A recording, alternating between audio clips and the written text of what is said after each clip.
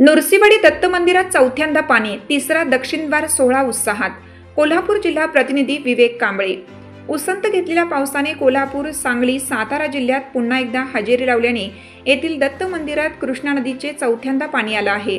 रविवारी दुपारी 12च्या सुमारास चालू सालातील तिसरा दक्षिण द्वार सोहळा संपन्न झाला.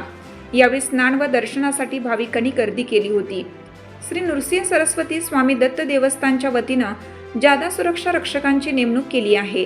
दरम्यान श्रींची उत्सव मूर्ती दर्शनासाठी परमपूज्य नारायण स्वामी यांच्या मंदिरात ठेवण्यात आली आहे. नृसिंहवाडी व औरवाडी यांना जोडणारा जुना पूल पाण्याखाली गेला आहे. कृष्णेच्या पातळीत 8 फुटांनी वाढ झाली आहे. दक्षिण द्वार सोहळ्यामुळे अनेक भाविकांनी स्नानाचा लाभ घेतला. पाऊस आणि धरण क्षेत्रात पाणी सोडण्यात आल्याने कृष्णेच्या पाणी पातळीत झपाट्याने वाढ झाली आहे.